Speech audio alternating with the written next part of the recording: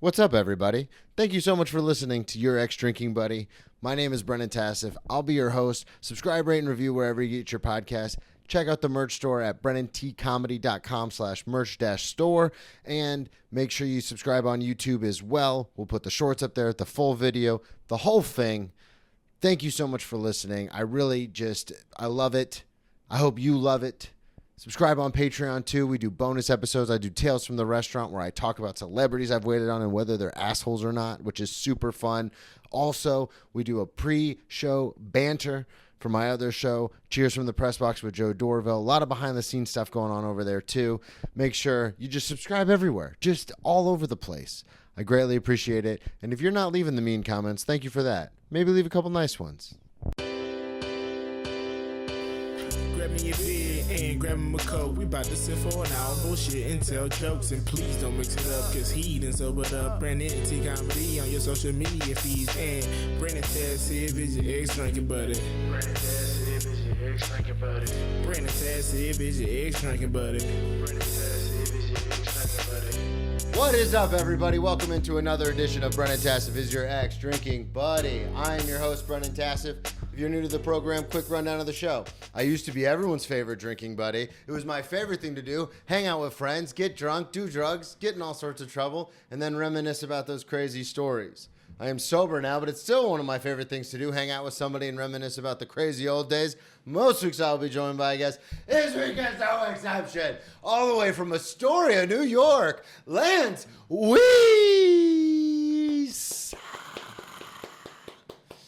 We're here, we're podding.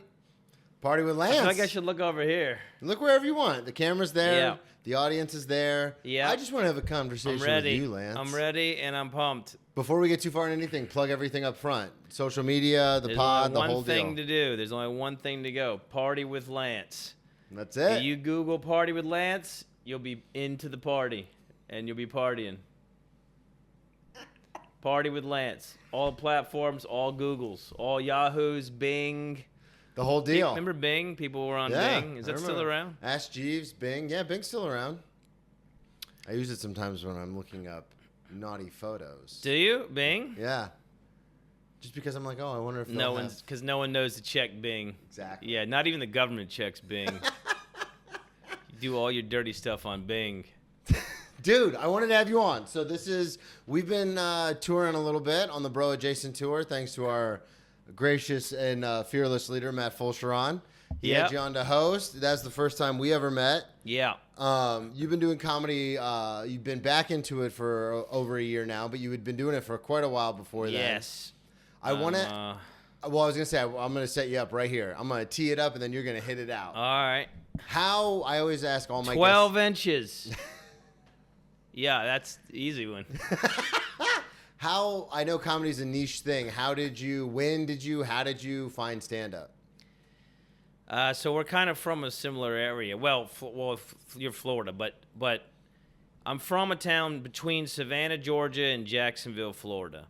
And there weren't a lot of arts. I'm 41. There weren't a lot of arts growing up. Like there were, but not like this is 20 years ago in like the deep South. Like my small town isn't really like known for It's not known for Is that art. a heavy art community? Yeah, it's not. My grandmother was like a drawer or painter, but in general, like it's not like a thriving arts community. Now Savannah does, and Jacksonville does too, but not my town between. So then when I went to college in 1 year at the University of Georgia. Go Dogs. No. I say no. Well, they're fine. It wasn't my favorite. Yeah. People love it. People are crazy about it. People go insane. They love it. But it just wasn't for me. And so then I went to school. I transferred to a college in D.C., and that's where I learned. Once I was there, like, because I'm from a smaller town, a bigger city, we had a lot of arts, and I threw myself into drawing, painting. What did I do? Drawing, painting, sketch, improv, like acting 101, like the improv troupe. I just went all in. So you're doing the whole thing. I went all. I'm a theater minor. Let's go. And I would have been a major, but we didn't have a major at the time. They have one now, but they didn't have one at the time. So I just went as far as I could in the theater because when I discovered it, because I transferred. So then I had 3 years instead of 4. Yeah. So, and then I did all the acting and art stuff I could, and then immersed myself in that. And then when I graduated, moved right to New York because that's what everybody said to do. So when did you get into actual, because you mentioned sketch, Yeah. you mentioned theater. When did you get into stand-up? I was in the improv troupe, and we did. I think it's called different things, but everybody stands on the back wall, and you go out one by one and make puns. Okay. I forget. There's many names to this game, and it's played different ways. But you would go out and make a terrible pun, and the crowd would go, "Oh!" And I love that. I was like, this because you could go out, you could have an idea and go right out, and then get an immediate reaction. Even sketch improv, you do a scene. And like it builds, and someone else comes off the wall, and you don't know what they're doing. But stand-up's like I can go directly out, say something stupid, and then get and I was like this. And once I found that, I was like, oh, that's awesome. Yeah, you're in complete control. Yeah. And then I got a job as a doorman at the DC Improv in DC. Okay. And this is while you were still in college? Yeah, when I was a junior. I was a junior. And then that's when I started watching, really like, oh my God, because from my small town, I didn't even know you could do this as a. And they had a couple comedians come to campus too. But at the Improv, it was the first time I really saw like, wow, people can, you can talk, and like people would light up the DC Improv's an amazing club. Yeah, still it's to one this of the day. best in the country. Yeah, but like coming up, like I would see all these huge comics, and I was like, I couldn't even like process what I was watching, and I was like, I don't know. Once I saw that, I was like, why would you not do this with your life? What do you want to go sit in? Oh, and I was a government major, because in DC, that's what everyone like. If you're in college in DC, like most people were in like political science, government. Exactly, that kind of government, international relations, like those kind of things. So, and then I had a couple I interned at the Department of Justice, which was cool. But the more I learned about government, it's just paperwork. Yeah. It's insane amounts of paperwork. It's bureaucracy, I was at the DMV yesterday. Really? Somebody threw up at the DMV. Getting that real ID? I tried. I was there over 2.5 hours. I was still missing a paper. I got to go back. What do you mean you're still missing I didn't have the right papers for it. How are you not Googling and I triple did, checking? but I messed up. Dude, when I went, I was checking every 3 I know. hours. I made I my know. appointment online. I asked Google, ChatGPT, and I checked the DMV website. You got to to make check sure. the DMV website because the other two are not correct. Yeah. Yeah, that's what happened to me. Oh, no. I was missing I don't even have the paper that I need. Oh, no. So you were just like, I don't want to do government, and then you were working at the DC Improv. What? hold on, prompted- I got to tell you, hold on. Yesterday, the DMV, when the woman told me, I don't even know if you're supposed to. You can say some. But she goes, she was like, and I was like, I'm not gonna fight you. I know you know. And I was like, all right, I was here 2.5 hours. Like, I'm gonna go kill myself in the parking lot. That's what I said. I go, I'm gonna go kill myself in the parking lot. What'd she say? She just was like, well. But like, I don't even know if you can say that because it's a government. Like, is it DMV government? Yeah, DMV. Yeah, it's government So it's like, building. but you're like, should we check on this Do we guy? have a Baker Act this guy? I literally go, okay, well, I'm gonna go kill myself in the parking lot. Did you have an appointment? Yes. Oh, God. But it was still 2.5 hours. Yeah. And someone threw up right next to me. Oh, that's a disaster. They didn't even clean it up. They just put out a little there's triangle yellow Slip and fall Yeah, signs? they didn't Yeah. clean it up. They just and it was there for like an hour. The DMV in New York, people don't understand. It's not like No, it's not like anywhere else. And No. I say this because I was going through the Real ID thing because, that's what I was going for. yeah, the beginning of the month, because I kept being like, I'm from Florida. So worst case scenario in Florida, what you would do is you would just go to because it's a state issued license. Yeah. So you could, like if I was in Daytona or Jacksonville and the lines were too long, I would just drive to Yulee. Yes. And there's nobody there. Yes. And you just walk in, they're like, hey, how you doing, baby? Come on in. Oh, you forgot this, but that's Yeah. fine. Yeah, We'll they figure don't it out." care. Yeah. Yeah. But in New York, and I was going through this turmoil, is you have to make an appointment or they'll just turn you away at the door. Yeah, But all that's the what appointments yeah. are booked out for months. Yes. So you have to check it. Because Yes. what I went through is I was checking it every 3 to 5 hours. I was checking the Oh, and they website. pop up. Yeah. Yeah. And so on Thursday and Friday, they'll open up reservations for Saturday. Yeah. Because they have specific ones that are open just on Saturday for Real ID. So I was able to grab one. But it was so funny because literally within 3 minutes, I got the earliest appointment because it was a knee-jerk reaction. I was like, but I have to work the night before, so maybe I'll go back in and get a later appointment. Yeah. Like literally, this all happened within 5 minutes. I went back in, all filled, and I was like, motherfucker. But yeah, I mean, my experience was a little different. I showed up. It took me like 17 minutes. Oh, that's amazing. Yeah. Which DMV? I went to the one near World Trade, near Battery Park. Oh, I hear that's the better one. Yeah. I hear it's quick. Yeah. But if you go, I try anyway. Did you go to the one on 30th? I don't even want to talk about DMV anymore. All right, yeah, we're getting off because track. it's like it makes me so upset. You had a question I interrupted, and maybe you forgot it now. No, not at all. Come on, dude. This is what I do. What prompted you to get a job at the DC Improv, though?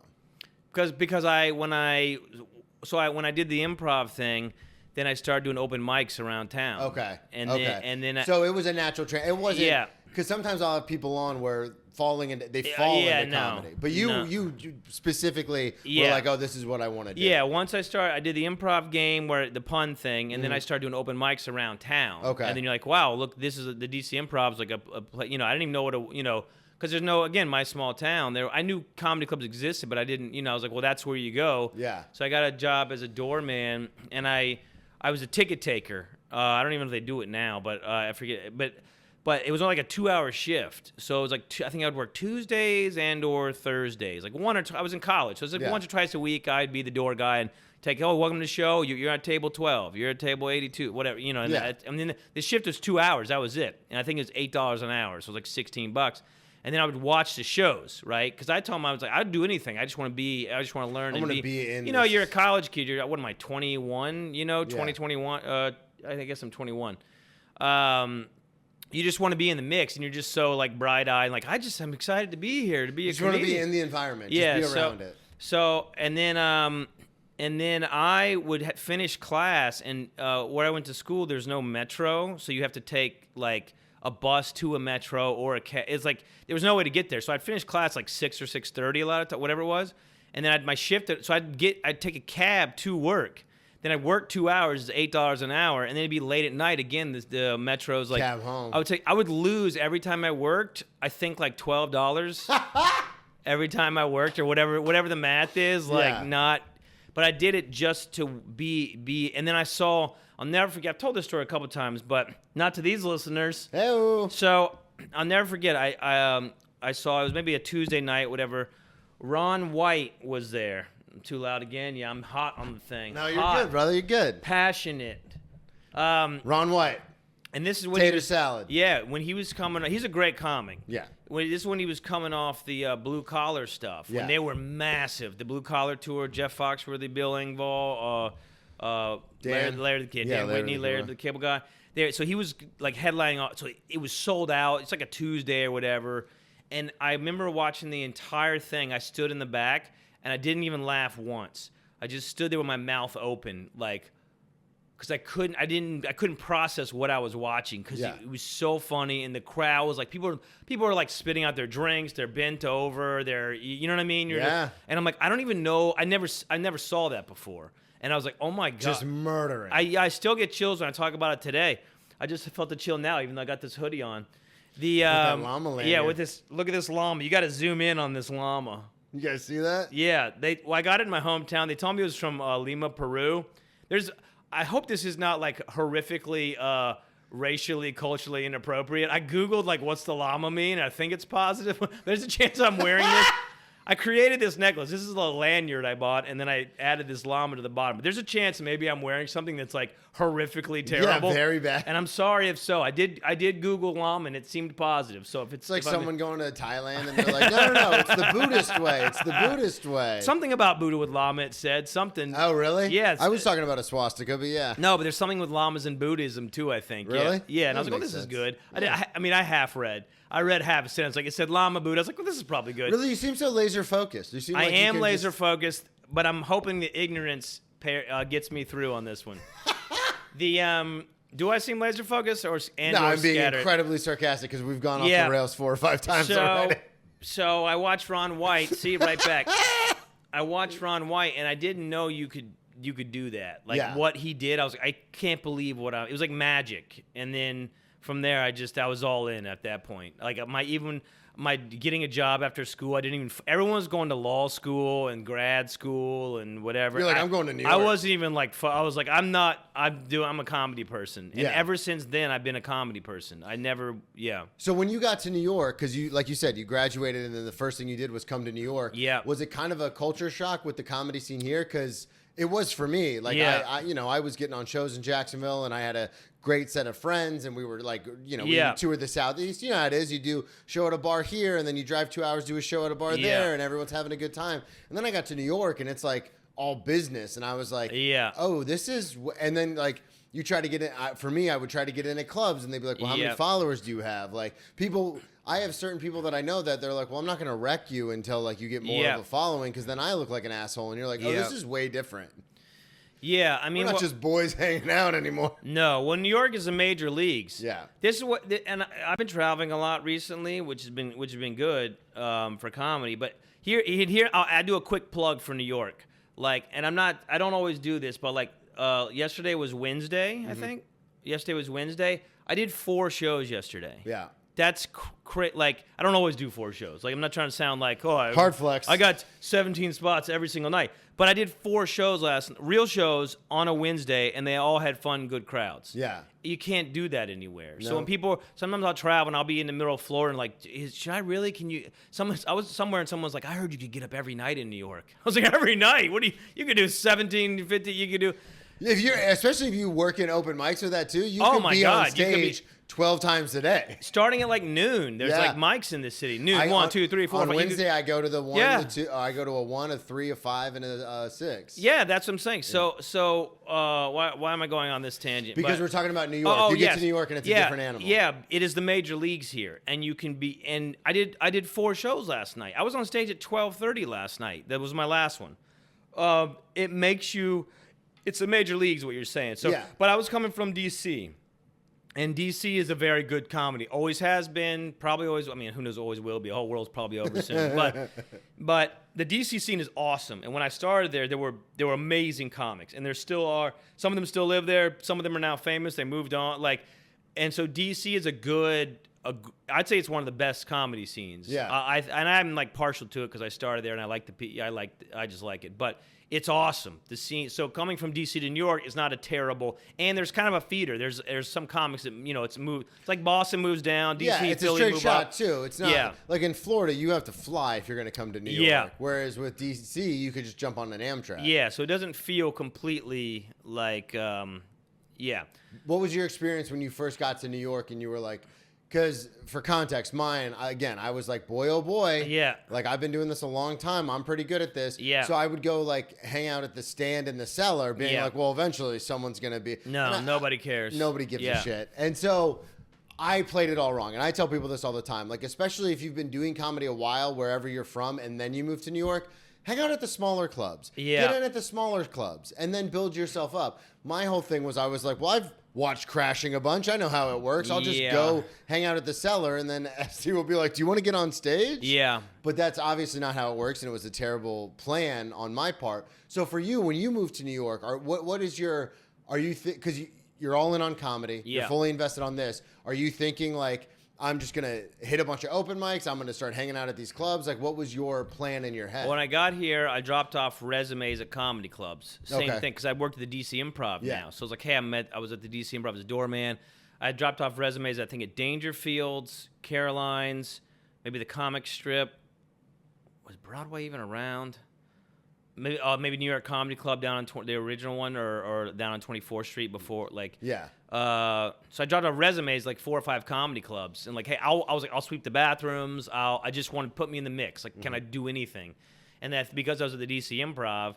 I ended up being and it's not like these are hard jobs to get. It's Yeah. well, I mean, I don't know. I shouldn't say that, but like, Well, and it also depends too, because I know there are certain clubs, like in LA, like at the Comedy Store, and now they do it obviously Yeah. at the Mothership. Like, you have to work there Yeah. if you want to like get on the stage and you're not a touring headliner. Yeah. New York, it's quite the opposite. New York is very like against having comedians work at comedy clubs. I don't know about against, but Well, I've heard certain clubs, if you tell them you're a comic, they won't hire you. Yeah, maybe I could maybe see that happening. Yeah. But when I moved here, So I ended up getting a job at the box office at Caroline's, and I got a job temping somewhere else. So during the day, I would temp from, I don't know, 10 to 6, 9 to 5, whatever the thing is.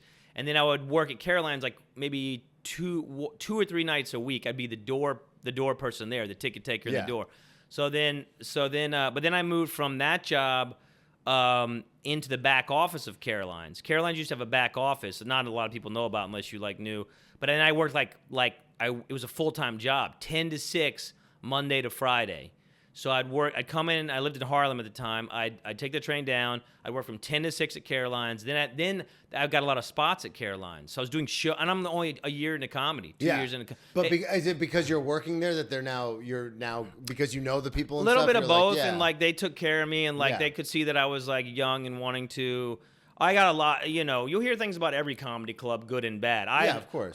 For Caroline's, what I learned there and was given and seen and people I met and like changed it's like, I lived there for 4.5 years. Yeah. I would be there 10 to 6, Monday to Friday. Clubs empty during the day, but there'd be private events. I'm meeting agents, managers. I'm helping pick up a TV. They need a new TV. I'm running downtown to get a new TV.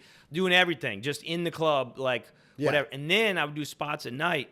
they'd have showcases they had a lot of new talents at the time or whatever. And I would just do 5 minutes, 8 minutes, 6. But but on a Monday they'd have over 200 people, 300 people. I'd do 6 minutes and then 6 minutes again. So and then I would also go do mics in between. So I'd work 10 to 6, and then I'd run off, do a mic, come back, do a spot at Caroline's, run off to go to another mic, and then come back and do another spot. So I would do 4 spots. A lot of days I do 4 spots, which is amazing. And I'm only a year and a half in the comedy. And you just rep. And that's my brain is like, I just got to do this more than everybody else to get good, which isn't, yes, it's great, but it's like this, to make a career out of it is... This business is the dumbest of all time, and I have no problem saying that. I mean, what are they going to cancel me again from nothing? Like it's like the dumbest business. There are comedians that are so good, that are so funny, you've never heard their name and you never will. Yeah. Then there's people that are god awful and they're selling out theaters and and you're like, it's unbelievable. I heard at an open mic the other day, a very funny comedian said has a bit about. He's like, do you think the Food Network is mad because a lot of their shows are very pretentious and like about like cooking, the art of cooking. Oh, but their most popular show is about some fat guy who goes to eat cheeseburgers, diners, drive-ins, and dives. Mm-hmm. And I could not stop laughing because the more I thought about it, I was like, Food Network, this is our whole life. Yeah. It's like we will put together a joke and we're like, all right, I've worked on this for years. Mm-hmm. I think it's well crafted. I finally got the recording of it. It's perfect. And then you put it out and it gets like 1,000 views. I'd kill for 1,000 views. And then you have a buddy who like zoom in on someone picking their nose on the subway and it's like 12 million views. And you're like, what the fuck is going on? Yeah. It's so it's always been like this. Yeah. Oh, but back to Caroline's, like I lived there for 4.5. I'd be there 10 to 6, and then I would be there till a lot of times midnight. And are you going on the weekends too, like for the Saturday shows? Then I'd go watch on the weekends. Yeah. I'd do my own show or something if I had a show, but then I'd go watch all the headliners. So if you see, like people say, I've seen like most headliners do like hours, like at Caroline. Not in all of them because there's a million, but I've seen a lot. And so, but I would live there. I'm talking about all I did was go back to Harlem and sleep. Take the train at midnight from 49th Street, go right up to, I'd walk over to the ACE or the blue lines to go up. Oh, it depends, or the Reds. But not that that matters. Yeah. But I would go 1, 2, 3 ACE, yeah. Yeah, I would go home, sleep, be right back at Caroline's the next morning, and spend all day there. All day, all night for 4.5 years. Yeah. Dude, I was on the road. It's hilarious. I was on the road recently again. You brought us some seltzer Some waters. comic. It was like I was on the road. I don't know, Florida or South Carolina or Georgia or something. And some comic, he goes, "You know anything about you ever know anything about Caroline's on Broadway?" I was like, "Dude, you asked the right guy." I know everything. There are 2 places, if you ask me, I'll tell you more. The Grizzly Pear and Caroline's. Few people could tell you. Nobody can tell you about the Grizzly Pear like me. People think they can, but they cannot. Nobody. They're like, no, I've been there a lot. I'm like, yeah, I've been there for 20 years. I'm the only guy. Well, I shouldn't say the only, but like everyone else started the Grizzly Pear 20 years ago, either got famous or quit. Yeah. I'm still there. I was there last night at 12:30. I'm still there. I'll tell you everything about the Pear. So this is all happening when you're in your early 20s. I'm 22, 23, 24, 25. Yeah. And so, because I want to fast forward because we talked about this. Obviously, we'll let the listeners know you ran a very successful show for almost a decade. For about 8 years. Yeah. And then the pandemic happens. Yeah. And you were out. Well, the show ended before that. Okay. Yeah. When the Because this is what fascinates me is because you came back into stand-up over a year ago. And About a year ago. You have all these stories and you've done all this stuff. But during the pandemic, you legitimately took like 3-4 years off? 4 entire years. Yeah. Yeah, 2020. So I did 15 years up until the pandemic. Okay. Pretty, like, very hard. Like, Yeah. I've been around. Like, I'm doing this podcast at 6 a.m. It's like, I'm not, it's a joke. The,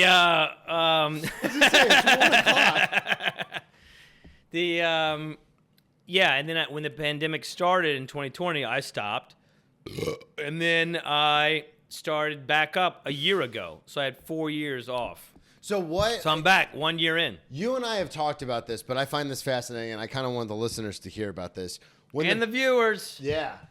When the pandemic starts and you decide I'm going to take, like, because I don't think a lot of people can grasp, like, your entire life to this point has been based around comedy. Everything. From the time you were 19 years old and you transferred to DC and you did that. 2021, yeah. Yeah, but I'm saying even before that, when you did the improv class, and then you were like, I want to do this. So from the time you're 21 years old, we'll say. Yeah. To that moment, it's been about one thing, and that's comedy. You get a job at Caroline's part-time, and then you turn that into full-time. Yeah. You're there all the time.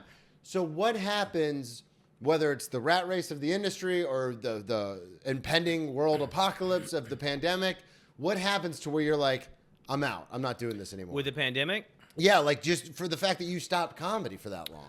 Well, I stopped because of the pandemic. Yeah. And then the pandemic went longer than I thought it. I mean, it's still ongoing. I don't know how deep you want to go on this subject. Well, my thoughts on COVID, people are like, they're always like, no, tell me. And then I start talking. They're like, yeah, okay, yeah, we've had enough. Well, no, and I know because we talked about this before, especially when we were touring on the road and stuff. But I do find it fascinating that the thing that you've put your entire life into, you just stopped. Yeah. Because of the pandemic, because of everything that was going on. Yeah. And then everyone else is getting back into it, but you were like, no, I'm not doing it. So for you, I guess if you don't, because we don't have to get into the whole pandemic thing, but we can fast forward. What was the transition to be like, okay, now I'm ready to come back? I mean, it's very like my thoughts on science of like where the pandemic is, and also like at a certain point you have to weigh like the pros and cons of like God, this is a tough topic because it's like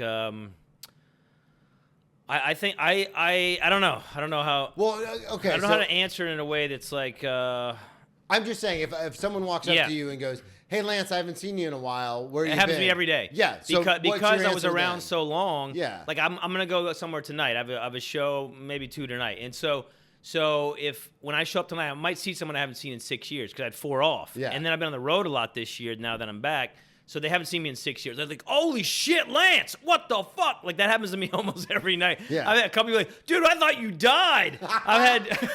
So what is your response, though, when people say that? Yeah, here I am. You know, I don't know. So you're just... Yeah, I don't know.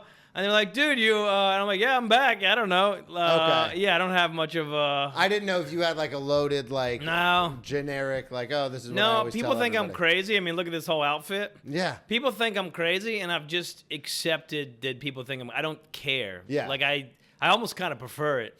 It's like, who wants to be like everybody else? Hey, you're a wild card. Everybody it's a party. everybody that meets me, they're like, that dude. Here's what the adjectives I get are prescriptives. Is that I don't know if that's a word. I get quirky, weird, odd, descriptors, strange, funky. That's like what I've always, even before like years ago, I've always been called. They're like, yeah, that's kind of an odd guy. Like I get that, and I'm fine with that. I don't want to be like everybody else. No, 100%. So people just kind of accept. They're like, oh, that's Lance. He's fucking weird. This is Lance being yeah, Lance. Yeah. If I had a nickel, you and I went on tour for, what was that, 2 weeks? And if I had a nickel for every time I was like, it's just Lance being Lance, baby. Yeah. You got to be your own thing. You can't worry. And even if I'm gonna wear this tonight, I think, my llama tonight, I'm going to wear it on, I think I'm going to wear this on, I'm going to go change, but I'm going to wear this kind of get up, and people are like, what the fuck you got? I'm like, yeah, go fuck yourself. People love to, if you do anything, people make fun of you. If you're not like them, it's amazing. If I literally just wear what is this fucking necklace? I don't know, you dickhead, you're an idiot. Like, who cares? Like, yeah, it is weird because I've met people at shows, and like we've connected on something, whether it's sports or whatever, and then I posted something on my story, and they'll be like, "The fuck is this?" And you're like, "I'm more than just like talking football at a table. Like, what are we doing?" Like, you are we meet so many people in this industry where they're like so, and it's kind of sad to say, but they're so embedded in this stereotype that they've created for themselves, or this persona they've created for themselves, that if you go outside of it, they're like, "Oh, we can't be friends anymore," and you're like, "Yeah." They don't obviously say that because they're terrified, scared people, but they just will stop talking to you. And you're like, "I just wanted to wear my llama." Yeah, I think it's cool. What's its name? I'm drinking seltzer. The I didn't give it a name. Got to give him a name. Him, her. Oh, maybe it's Party Companion. There you go. It's a Party Panion.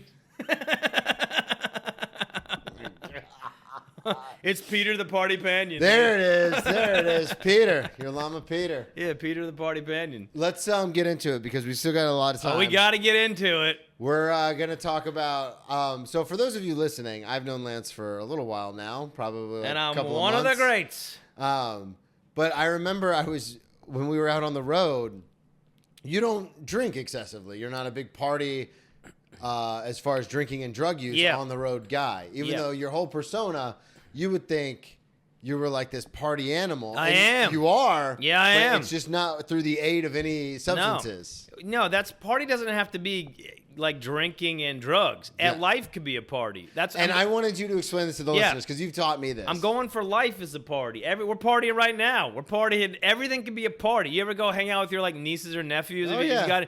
It's a party. You're coloring. You're eating cake. It's a party. Like everything can be.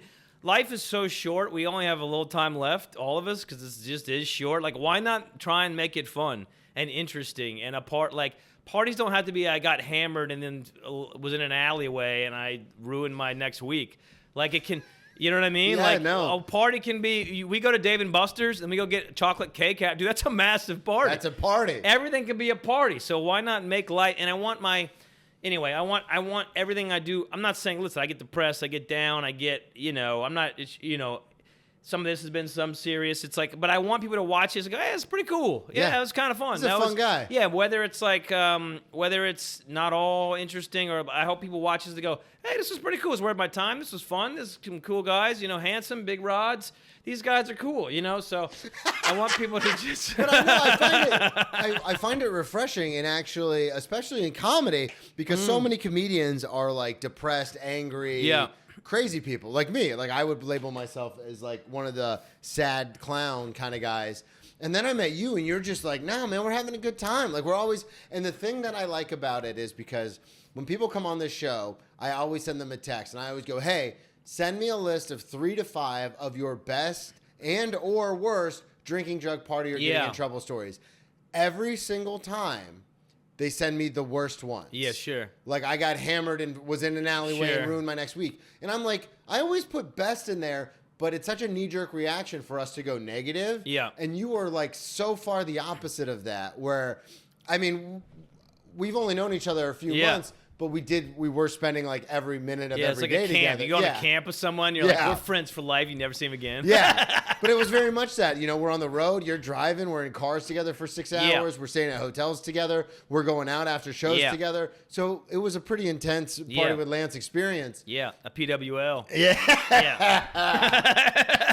So how did that idea, because we see it now and I've seen it firsthand, how did you get that? Like how did that come about? Well, I used to be a lot more negative. Okay. Particularly probably when I first got here to New York. When I was 20, younger like that, it was very. I mean, it's cutthroat. This whole city and scene is cut. But when I first got here, it was very cutthroat because there's no internet, and it was.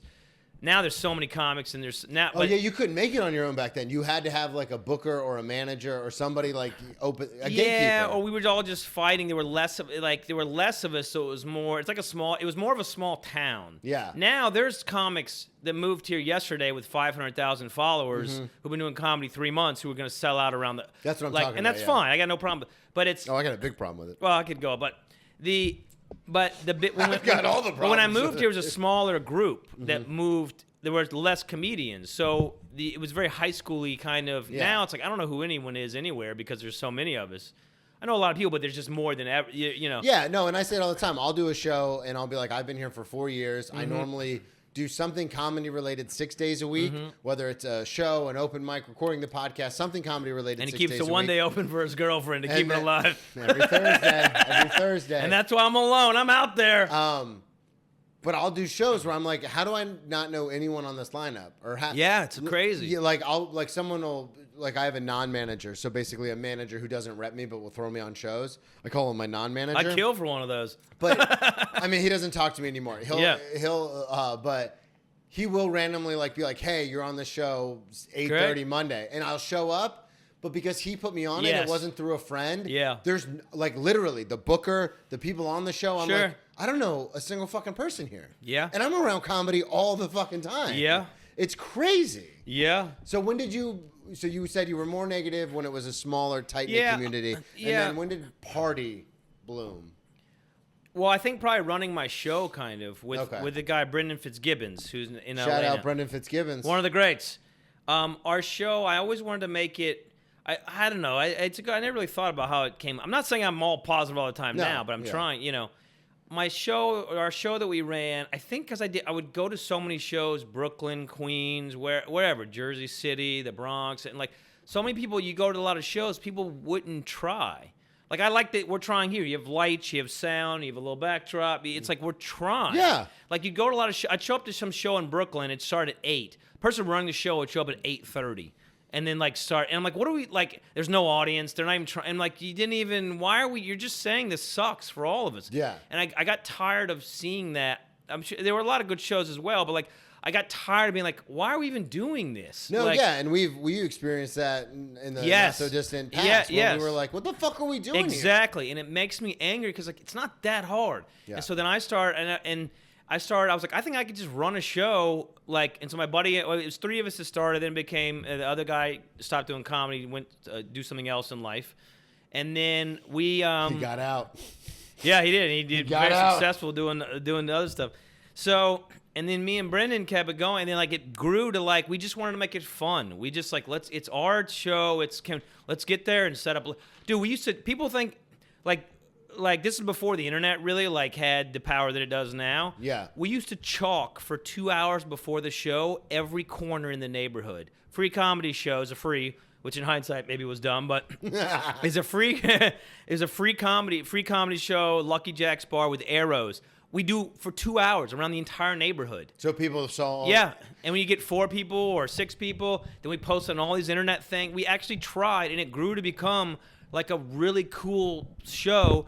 And we like, and I also hated when, you know, because it is so competitive, you show up there's a lot of egos in life and whatever, but in this business, because it draws the amount of egos, you'll show up to a show and be like, who the fuck are you? What are you? You just feel it. And you're like, this sucks. This fucking sucks to be here. Like, I don't know. I just wanted to be part of the thing and check. There's so many egos. So we try to make our show like, hey, everybody come hang. Like, you're It's welcome. a fun time. It's a party. And yes, and there are, and I will shout out a show now who, you know, Tomas Delgado and Courtney McGinnis? No. They're running the show. I know Courtney McGinnis. Awesome. They're amazing. I think they have I'm going to say the best show in the city. They're running it at where we used to run. They used to run it somewhere else, and it was one of the best shows then. Now they're in the space where we used to have. Yeah. I'm not saying that's why that space is awesome. Yeah. It is but they're awesome, and they create a vibe. If you go to their show. What is their show? What is it? Let's see what else. Okay. Or what else? Or let's see what else. Yeah. On Tuesdays at Lucky Jack's Bar. If you go, you're gonna feel welcome. You're gonna feel like you're part of the thing. They get there early. If you're like, this feels nice. Yeah, and that's the thing is, I think a lot of people, especially in New York, forget, like, you're still creating an experience. And we've talked about this, you and I personally, and I've talked about this with other comics, but you never know when it's someone's first ever stand-up show. Ergo, you never know when it's going to be someone's last ever stand-up show. So there are shows that you and I have both done separately, a couple together, where you're like, oh, these people now have this idea of stand-up in their head. Why would they ever go see it again? Because of the production and the lack thereof in some cases. And I try to do the same thing, like you said, with the podcast. Whenever I do a show, shout out Grove 34. Whenever I do a show I was there last night. Yeah, when I try to do a monthly show there, and whenever I do, Always. Like, I'll reach out to my friends that have a big draw that people know, and I'm like, let's make this a real thing. Yeah. I'm not just going to get 6 of my buddies from open mics and be like, hey, bring 3 of your friends. Sure. Like, we're going to make this a real You got to bring at event. least 5, yeah. If you're going to get on. If you want the 5 minutes. No, but like, so to your point, it's like, because Tracy, my girlfriend, who I'm contractually obligated to mention on every episode, she's a teacher. So she brings a lot of her teacher friends. Yeah. So it's like they've never seen stand-up. So if you give them a bad experience, they're going to be like, why the fuck is this a billion-dollar industry? Yeah. So I completely agree with you with trying to make it the best thing possible. And that's what you did. Yeah, we're trying. I think the thing is, like, you go through revelations. Like, what do you want out of this, right? Like, what's the point? You get to you do set after set, night. Some are good, some are bad. And if you stick in this long enough, and maybe it's always changing too, because like you got what do I want out of this? Yeah. Why am I doing this? What is the point of doing this? And everybody's in it. Some people, we're all in this for different reasons, give or take. Like, some people just want to be famous. They don't care if it's stand-up or being an author or being on TV or having a podcast. They don't care. If I've accidentally got some of those people on this show. Of course. I go, why'd you get into stand-up? And they go, I wanted to be famous, Yeah, and of it was course. the easiest thing to do to go to an open mic. And I was like, oh, boy. Yep, there's a lot. And I would have asked before I booked you. And the second their TV show takes off, they quit stand-up. Oh, and yeah. And that's fine. Maybe there's no right or wrong way to do it, you know? And some people, like, they want to get women or men or whatever. Like, some people, I don't know, they like the atmosphere. Some people just love the craft. They're like, I just love jokes. I just love, some people want to make people's day better. And that's I like to think the camp I fall in. I just love stand-up. I like comedians. I think they're absolute crazy people. Comedians are insane human beings. Like, people in general are crazy. Like, look at me right now. Yeah. Like, I'm a 41-year-old grown man. What am I wearing? Like, this is insane. But you are right. Comics are, and the audience, the listeners already know because we've talked about this. My whole thing was that the last thing you were mentioning, where it was like, oh, you're eliciting a human reaction, a positive human reaction using only your words. Yeah. And I found that, especially as a depressed, anxious kid, I found that as a relief. And then as I got older, I was like, oh, I want to do that for other people. I just want to make people laugh. And for you, you're in a similar camp where it's like, I love stand-up and I love the art of what this is. Yeah, and I think I could talk forever about this. I think life can be tough, right? It's like life, and so if you can for a minute, and I think if you look at like what your talents or gifts are, like, I'm pretty decent at stand-up. Am I the funniest? No. Do I bomb sometimes? Absolutely. But like, overall, I'm pretty good at this. Yeah. Am I the most famous? No. Is my career horrific? Yes. But I'm overall, like, when you see, like, most times you see me on stage, like, hey, that dude's pretty good. Yeah. Like, we enjoyed that. You cracked me up. Yeah, maybe it wasn't your favorite, but you're like, and I think that's a skill set that I've been given by a God, a universe, whatever you want to call it for you. Yeah. I think there's a God. That's a whole different. But like, I think I've been given a talent, and I want to use it to make people's day better. I'm not a chef. I'm not an auto mechanic. I'm not a doctor. I don't have those skills. I don't have those interests. I don't care. Like, somebody, that's their role in life. Like, that's not mine. Like, I'm pretty decent at making people laugh a good portion of the time. So if I can make your day a little better, like, kind of like you say, if you come in, someone's divorced, someone just got laid off, someone just found they got cancer, someone's mom just died. So it's like, hey, and to me, we're all going to die soon. Like, I'm 41, male life expectancy is, 79, 80, 81, whatever. Yeah. Maybe I die after this podcast. What if I die during this podcast? Dude. Imagine the views. Huge numbers. It still only gets 1,200 views. That's it. That's like, fuck, dude. Couldn't even. Dude, when off topic, but similarly to what you're talking about, when World Star was a big deal, like 7-8 years ago, I remember I was at an open mic in Jacksonville, and this guy fought a heckler. Got off, and I recorded the whole thing. He got off stage, fought the heckler, and I was like, I'm famous now. Dude, that thing got like 200 views. And I was like, I thought we were all doing fight videos. I thought that's what we were doing. If you died on this podcast, it'd probably get shadow banned and get like 15 views. Nobody even see it. It'd be worse. Yeah. Yeah. But what was so I think if I got 39 years, let's say it's 80, like, and how many of these are going to be good years? Yeah. Hopefully I live to be 100 and I'm sharp and things are good, but it's like, for my limited time left with the skills I have, I have a show tonight. Might have 2. I'm waiting to hear about it. Hard flex. So tonight, I know I have at least 1. When I walk in there, looking at the crowd, like, can I make this day a little better for these people Yeah. with the skill set that I've been given, and hopefully I can make it a one notch higher on the whatever of life. Party scale. The party scale, dude. The PS. I want to. We got some time. I want Dude, to we talk got to you. time. We got all day. I want to talk to you. Stay on the theme of the show a little bit because you are, like you said, you're not a big drinker. You Yeah. don't do drugs. You're kind of on the straight and I narrow. have 1 or 2 beers per week. Yeah. So And I am on OCD medication currently. there you go. So that's a drug. Professional drugs. So I want to ask you. So when because you grew up in the South, Yeah. same as me. Yeah. Did you ever have an experience when you were in high school or even in college where you were like, well, let's see where this goes, and you like went crazy at a party and like just got hammered, or you just never have done it? I had my first beer on my 21st birthday. God, that blows my mind.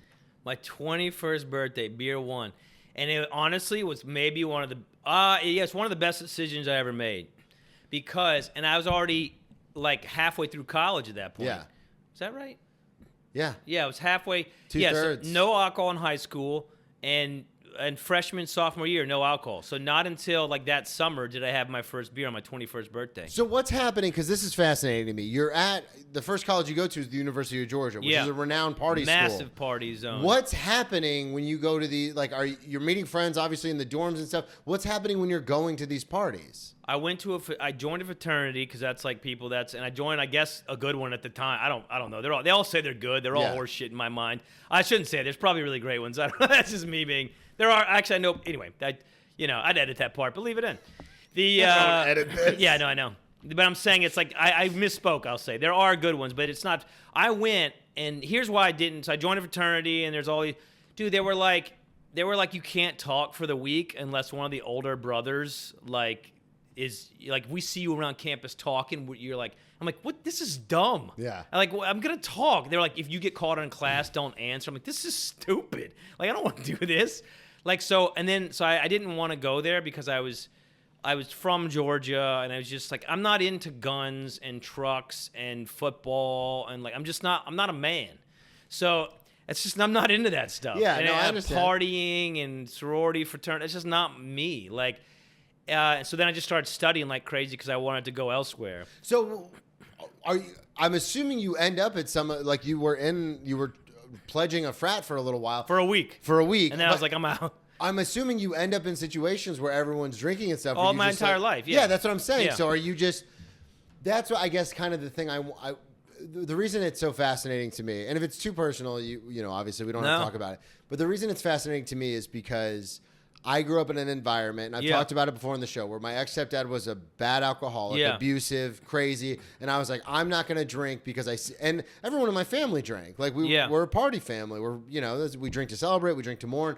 But I was like, I'm not going to drink because I see the worst case scenario in people, and I don't want to be like that. Yeah. But then when I drank, I was like, oh, this is great.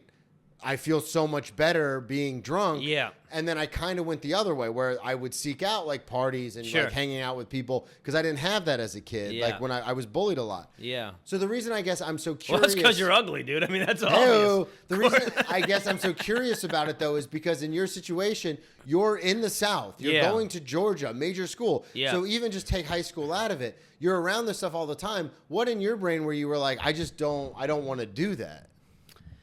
Well, I grew up with like I've talked about this in the past 2 months. Like my dad was like trans in the South in 1999, 2000 in a small. So it's like there wasn't a lot of that going. There's not a lot of that now in the South. Yeah. You know, so it's like I had a very isolating. I don't know anybody that's really has my like story or background. Yeah. Like, so I had a very isolating feeling.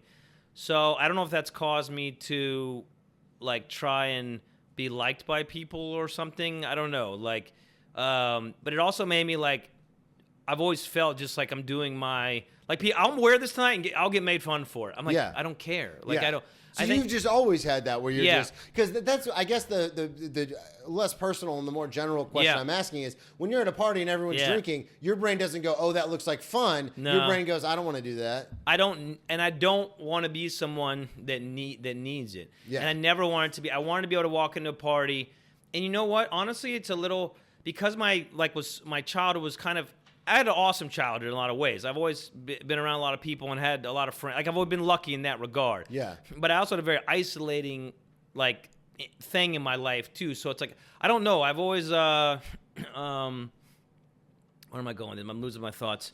No, I was just wondering how you walked into a party and instead of being like, yeah, let's get fucking hammered, you were like, no, I'm good. Yeah, I always want to be someone that can... You know, it's kind of like stand-up when you're like, how can you do 5 minutes when you first start? You're like, how do you funny for 5 minutes? That's crazy, you know? And now it's like, you could do it kind of, it's like you do it enough. You walk into enough parties sober, I never want to be someone that, like, I don't want to be like everybody else. I don't want to be peer pressured. Yeah. And I'm pretty damn, because I didn't drink till I was 21, I'm pretty damn I'm not saying I'm not influenced by life and the world and people, because I am. I'm living life. Everybody is. But I'm pretty damn good at not being people. Someone's like, you got to fucking do it, man. I'm like, no. I don't have to, actually. No. Watch this. I didn't drink till I was 21. What are you going to, I'm going to go, they're like, you got to try it, man. I'm like, why? I don't have to do that. You're a fucking loser. Yeah. I don't have to do that. Like, and you're a loser not because you're doing whatever I don't want to do, but because you're making, like, You're go making, fuck yourself. you're trying to get me. Fuck you for not, you're insecure about whatever you're doing. I don't give a shit. You can do whatever you want.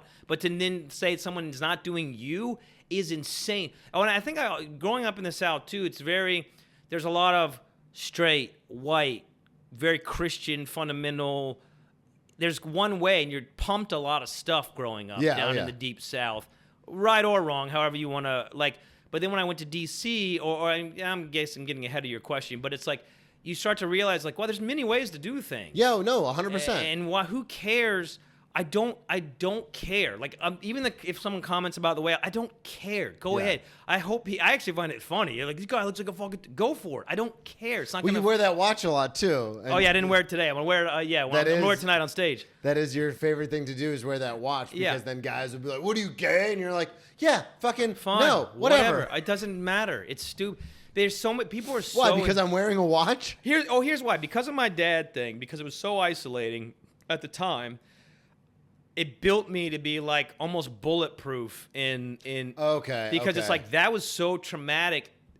Now I have trans friends and I have gay friends, but growing up in 20 years ago, the deep South with a trans dad, like that wasn't a thing. Like, and so it built me like I couldn't run from that because it was like people knew it was your life. That was it, and that's so now it's like if I go somewhere and someone's like, oh, what do you? I'm like, it's not even close to what I had to grow up with. So it's almost like I was built with that. And so now, so now it's like, oh, you're not going to have a beer? No, I don't give a fuck. Yeah. Like I'm bulletproof in some way. And even my stand-up act, I'm not saying I don't bomb or get nervous, because I do, but even my stand-up act is pretty aggressive. It's very aggressive. Even on this microphone, I talk very punchy, very choppy, very, so I don't know. I don't care. I really don't care, because I've had growing up was such an interesting, different, that I can't compare it. I'm not saying it was the worst thing of all time, but there's no one I know that had it. So I'm just out there alone, and I'm even to this day, I'm just kind of out there alone. Yeah. And I don't, because it was so isolating, I don't want anyone else to feel isolated. I'm not saying I'm perfect. I fuck up every hour of the day, but I don't want anyone else to feel isolated. So when I go places, I like people in general. I've talked on this podcast, but I am the guest. So, I've seen it firsthand. We've been in hotel lobbies, and you've been like, hey, what's up? And I'm like, why are you talking to the stranger across the, like, what are you doing? What are you doing? What are you? Yeah. And then we'll have like an hour-long conversation with that person. Yeah. I talk to everybody because I want everyone to feel welcome, because I felt so isolated. I don't know if this answers any of your question. No, it does, because I find it interesting that to be in that environment, I think that's a credit to you and to what you're talking about, to be in that environment and just be like, and especially too, the flip side of it. Like, I remember seeing, because my brother and sisters were popular and they would go to house parties. And I remember thinking, like, that's so cool. And we had movies like American Pie and stuff. We were like, that, like Stifler, like that seems so much fun. Yeah. But I didn't get that until I got to college. And then I started, and even the summer before college when I started really getting into that stuff. And I was like, this is fun. This is a blast. This, like, I'm having a great time. The thing I find so fascinating about you is that you were just always like, I don't want to do that. And there's nothing that's like, no outside force that's making me think that I want to do that. Because full transparency, if drinking was presented to me differently and I just never did it, my life would be so different. But because Might be worse. Yeah, You true. don't know. But like because I got into it because it was fun, and then Yeah. the classic alcoholism line, it was fun until it wasn't fun anymore. Yeah. But for you just never even crossed into that, which I find fascinating in the South, going like to high school down there and then going to a college even for a year like Georgia, where it's like you were just like, nah, I'm good. Like it wasn't like a religious thing. It wasn't because like, oh, like I had this experience. You were just like, nah, I'm all right. Like I've had people on and they're like, yeah, I got so drunk in high school that I was like, I'm not going to drink again. And I didn't until I was like 28, which is understandable in my brain. But for you to just be like, nah, I'm out, I'm good. I commend you. I think that's fascinating. I don't know if it's, no, thanks. I don't know if it's, I think it's because of my experience growing up. I don't care. Yeah. Like and the minute you tell me that I'm not, because I felt so isolated in a lot of ways. So then if I go to, like, you're not going to have a beer, dude? I'm like, immediately my brain goes, you're a fucking piece of shit. Yeah. And I don't want anything to do with you. Not because of the alcohol, but because whatever you're doing to like make me feel, because I already felt isolated. So now to make me feel isolated, like, fuck you. Which is why you do the opposite in a lot of ways. So then I go, if someone's in the corner not talking to anyone, I'll walk over. I'm not saying I'm some saint, but I'll go over there, hey, what's going on? How you doing? Like, and I just ask questions. Like, it's not hard, at least in my opinion. Like, hey, how's your day going? I ask everybody, hey, how's your day going? So sometimes it gets us in sticky situations. and it doesn't always work, but if you and I are, let's say you offer me a beer. You're like a big guy. I don't know you. Hey, what's up? You want a beer? I'm like, no. And you're like, what, are you fucking pussy? You go, what's a necklace? Yeah, fuck you. I don't care. Yeah. I'm going to go talk to someone over here. I have my hands in the shot. I'm going to go talk to someone over there and be like, hey, what's up? How you doing? Because I just felt bad. This person made me feel bad. And then someone's over there by themselves. I'm like, well, maybe they feel bad. Maybe they want to be by themselves, but like. But also, you're like, I'm gonna make them feel better. Yeah, fuck that feeling. And then it does feel good when you start talking to someone, and everybody has value. That's the thing that I sound like a fucking like. I think we discount a lot of people. No, this is something about you that I truly interests me, and that I like about your personality. I say it to people all the time. The reason I like doing this podcast is because everyone, no matter where you're from, everyone who does the show ended up across from me, and now we're talking to a microphone. Yeah. And how you got from point A to here fascinates me. Yeah. Every story I find fascinating. Even if it's the most mundane, I'm like, well, how did that happen? Like, how did you end up working that office job when you wanted to be a painter? Like, how did that happen? You know what I mean? Like those examples. But I'm the kind of person where, as a extroverted introvert, I will talk about that stuff on stage. I'll talk about it with people on the show. But as soon as like the mics turn off, I'm introverted. Yeah. I'm very much like, I don't talk to strangers. I don't talk to friends a lot of times. But you're quite the opposite, where you'll just go up to random people. And that's something that I find very endearing about you. And again, sometimes it backfires. Sometimes you ask someone a question and then they just trauma dump on you and unload on you. And I've seen that firsthand. 8 out of 10 times it works. Yeah. But there are 2 where I'm like, oh, fuck this one. This is not good. I shouldn't have said anything. Yeah. But that's, there's no perfect in life. Yeah. You know? Dude, this is a blast, man. Well, we got time. We're here. So you never once got like fucking fucked up, woke up in a cop car, never nothing. Well, one time when I went to a party, I went to a party here. We got time. When I first moved to New York, I went to a party and I didn't drink much. So I've always just had like a beer. Yeah. Like a beer, maybe 2 if things are getting wild. So I went to this party. This was pretty tough. I went to this party on the Upper West Side. My buddy was like interning here or something. So we go to this house party, and I wanted beer. I was like, oh, can I get a beer anywhere? I'm 22, I think, at this point, because I graduated, or 23. Yeah. And they were like, there's no beer here, but there's like a table of alcohol. And I took a Solo cup, the red, big red. Yeah. And I didn't know how to mix drinks. So I filled it. I filled it all the way with vodka. Big red Solo. I put like the splash of orange juice at the top. I drank I drank that, and I go, well, that's probably 1 beer. No, you didn't do that. Then I filled up another another one, all the way to the top. And this is a guy who doesn't really drink a lot, so I filled up 2 cups and a splash of orange juice at the top. Drank 2 of those. Just because you had no idea at the I thought time. I had 2 beers. Yeah. I thought I was drinking 2 beers. Yeah. I'm 22 or 23, whatever it is. How did that end? It's a very nice apartment on the Upper West Side. It's got multiple rooms. This is the only time I've ever done this by accident. I'm not saying, or whatever. I woke up, it was like 3 or something in the morning. Someone was trying to get into the bathroom. I was in the bathtub I guess I've been throwing up in there or something. And I woke up like in the bathtub at like 3:30. And someone was like taking the doorknob off the bathroom to like. Because you passed out in the bathroom. In like this random apartment. And then I was like, I think I ended up. At this point now that I stayed in this. Someone had like an extra bed or something. It was a really nice apartment. It was like a fancy. I don't know why we were there. And this is a friend of yours. He was like a friend of the person at the house. Oh no! So then I go sleep in some like king size nice bed. So I don't even know where, it's like on 76 in Broadway or whatever. I sleep for like 4 or 5 hours. I'm throwing up like on on the floor on this person's like whatever, and then I end up like getting up and like I clean it up and throw all the sheets into. They have a washer dryer, which in New York, it's a nice. I throw all the, and then I ended up I had my shirt off. And I'm skinny, dude. I just like look whatever. Like I go out to Broadway. They have benches in the middle, and I just laid in the sun from like I don't know 7 or 8 in the morning till like noon, just in the middle of the median with my shirt off, like in 76 or 72nd in Broadway, one of those medians where you can just like yeah. And I just laid there like hung over till like 12 or 1. And then eventually, like, started to, like, and we slept for a day or two. And, that was my only, like, but it was by accident. So wow. I could have died, maybe. I don't know. I don't know if that's a lot of alcohol. Still, I don't know if that's a lot. That's a lot. So I only drink now. I drink beer because I can see the alcohol content. And I go, okay, that's 1 Corona. Yeah. That's 1 Corona.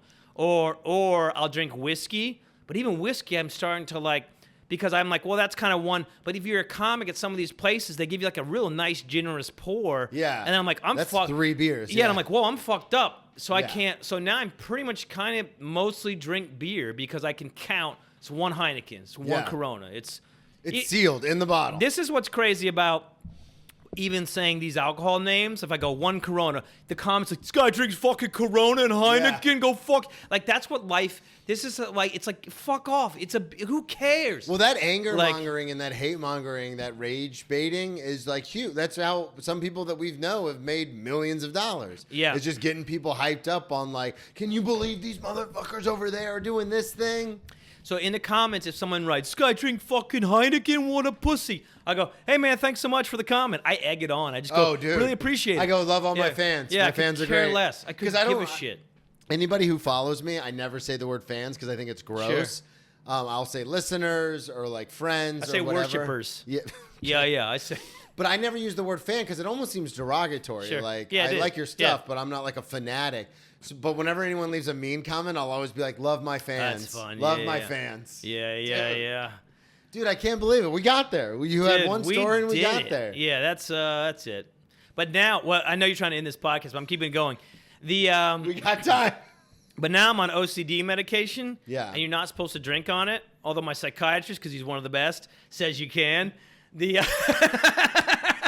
Well, I think when they say you're not supposed to drink on stuff, I think they mean drinking like how I drink. Yeah, not like you how can have drink. a beer, Yeah. but it's heightened for sure. Like because of the medication and a beer, it's like take that beer into like a beer and a half to 2. Yeah. But for a guy who doesn't drink a lot, and I'll purposely, if I know I'm gonna drink, like I may drink tonight, I can't decide.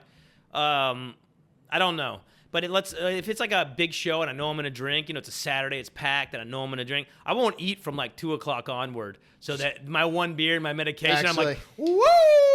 Hits you a little bit. There you go. Yeah, dude, you figured it out, it's a man. technique. Yeah, Gotta respect the technique. So Plug everything one more time, man. Party with Lance. Everywhere. Keep the party going. That's it. Google party with. I'm going for Google. You got a Google. podcast. You got all your social medias. Everything's Party with Lance. Everything. Keep the party going. No underscores, no nothing. Just Party with Lance. No, you just Google Party with Lance or put it in any of the things. You'll find it. Dude, this has been so much fun. Thanks for coming on.